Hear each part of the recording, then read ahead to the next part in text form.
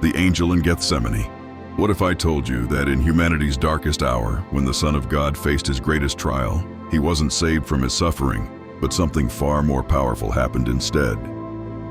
This is the story of a divine visitor who changed everything, not by removing pain, but by standing in it. Do you know who the angel was that stayed by Jesus' side when he was bound to the cross and faced his trial? By the end of this story, you'll discover that this ancient mystery holds the answer to your own deepest struggles. This is a story about the loneliest night in history and the divine presence that changed everything. According to the scriptures, that night, something extraordinary happened across all of creation. Heaven and earth fell silent. The winds that had blown across the hills of Judea ceased. Even the stars, those ancient witnesses to humanity's story, dimmed their light, as if they could not bear to watch what was about to unfold. In the Garden of Gethsemane, a place whose name means oil press, where olives are crushed to release their essence, a different kind of crushing was taking place. Jesus, the Son of God, walked into that garden knowing what awaited him: betrayal, arrest, torture, death. But it wasn't the physical pain that weighed upon him most heavily that night. Before he was arrested, Jesus knelt alone on the ground. His disciples, Peter, James, and John, those closest to him, had fallen asleep nearby. They didn't understand. They couldn't stay awake even 1 hour. And so, Jesus was alone. His body trembled. Not from the cold night air, not from fear of what men would do to him, but from something far heavier. The scriptures tell us that drops of blood and sweat fell to the earth. Medical experts call this hematidrosis, a rare condition that occurs under extreme psychological stress, where capillaries burst and blood mixes with sweat. But this wasn't just stress.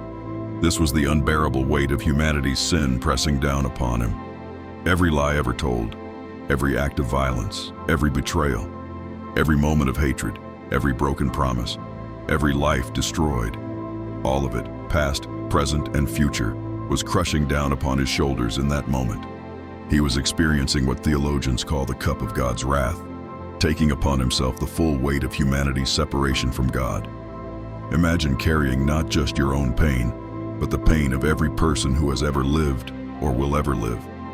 He lifted his eyes toward heaven, and with a trembling voice that echoed through the silent garden, he prayed, "Father, if it is possible, let this cup pass from me."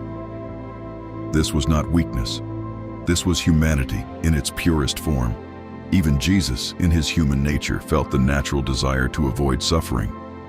For a moment, heaven seemed silent, closed, and then, with a strength that would define all of human history, he added, "Yet not my will, but yours be done."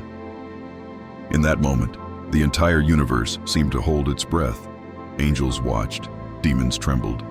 The fate of humanity hung in the balance. Would he choose the mission, or would he choose escape? Then a light descended from heaven. An angel appeared before him, but this was not the kind of angel you might expect. He carried no sword to strike down the Roman soldiers who would soon arrive, no thunder to announce God's judgment, no crown of glory to replace the crown of thorns that awaited. He did not come to stop Judas's betrayal. He did not remove the cross from Jesus' path. He did not offer an escape. He simply knelt beside the Savior, offering divine tenderness, offering strength, offering presence. You see, the angel didn't come to spare Jesus from suffering. He came to give him the power to complete his mission of redemption. Sometimes, God's answer to our prayers isn't removal of the trial. It's the strength to endure it. It's not the absence of the cross. It's the presence of heaven in the midst of it. That night, Jesus still walked toward the cross. The nails would still pierce his hands. The thorns would still tear his brow. The weight of sin would still crush down upon him. Nothing about the suffering changed, but everything about the journey changed, because he was no longer alone. The kingdom of heaven was with him, and perhaps that is the deepest truth of faith that we often miss. Now you might be wondering, what does an angel in an ancient garden have to do with your life today? What does this story mean for you right now, in this moment? Here's the truth that connects that night to this one. God may not always shield you from pain. He may not remove the cross you're carrying. He may not stop the betrayal, the loss, the heartbreak, or the trial. But he will send an angel to stand beside you in your loneliest hour. Maybe that angel is a friend who calls at just the right moment. Maybe it's an unexpected kindness from a stranger. Maybe it's a peace that surpasses understanding. Maybe it's a strength you didn't know you had. Or maybe, just maybe, that angel is standing next to you right now.